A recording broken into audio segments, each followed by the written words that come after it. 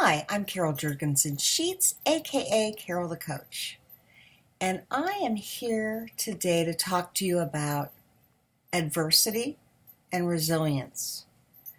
I really believe that it's so important for us to deal with life struggles by taking charge, shifting our attitude to one of empowerment, and creating a support system that provides self-care, compassion, and the ability to reflect back on what you could have done differently and what you have going in your own corner of strength.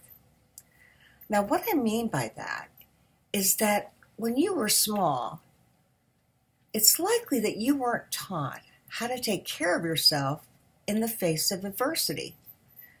Perhaps your parents got a divorce, one of your siblings died, you had to move several times, your mother or your father lost their job. Back then, you probably felt the tension and the anxiety and the fear of what you were going through as a family and for yourself personally.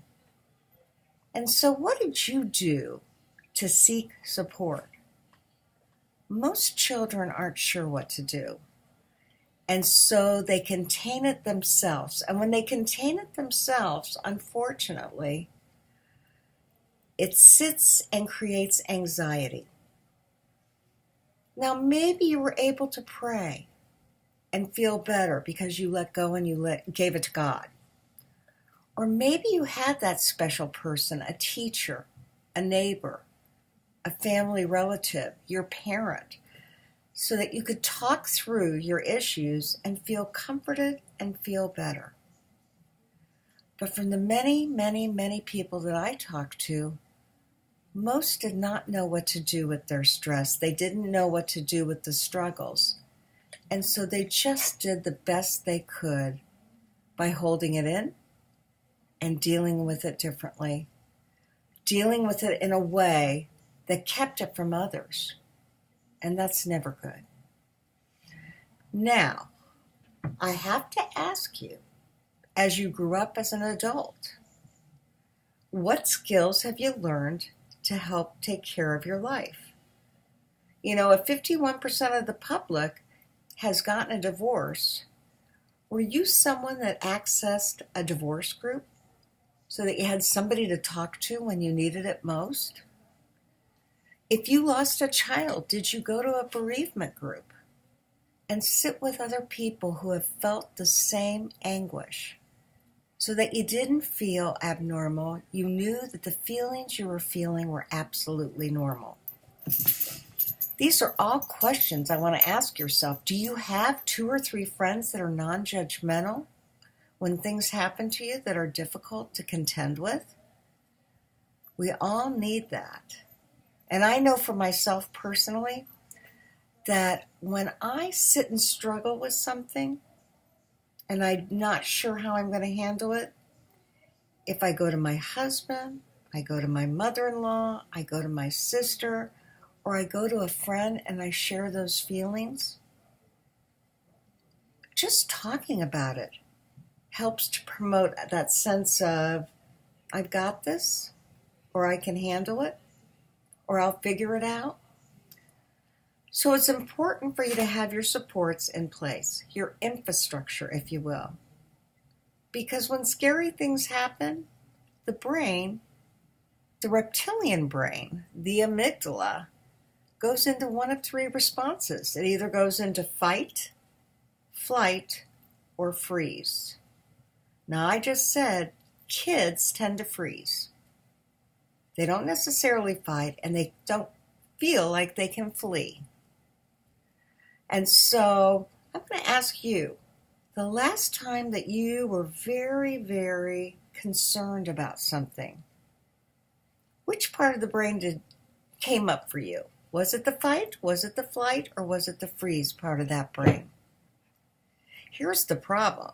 When you get really overwhelmed and that part of your brain goes into action, oftentimes your executive functioning, your prefrontal cortex, goes offline. And you can end up feeling less empowered as opposed to more empowered. So, I'm going to want you to look at your supports.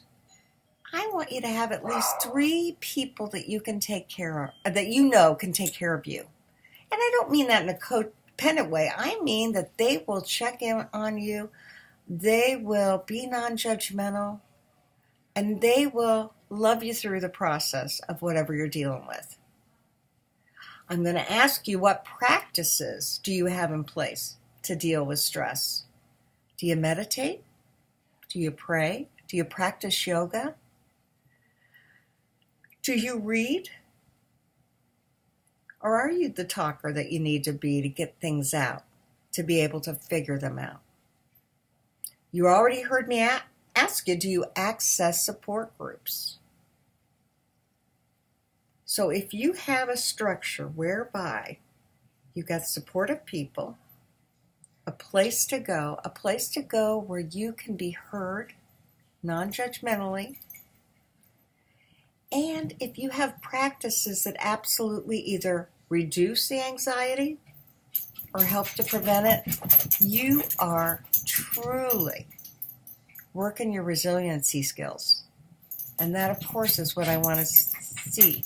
I want to quote myself. There's Boo back there. Hey, Boo. Boo.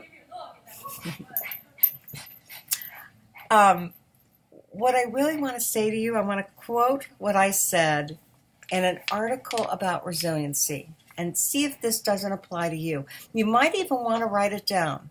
I think it's pretty good. I say, life is all about setting up supports to teach us resilience and competency. That's what it's all about. What do you need to feel stronger and wiser so that you can feel the feelings of adversity and then allow them to strengthen you and strengthen your sense of self-worth? I'm Carol the Coach, and I'll catch you with more life skills. Have a great week.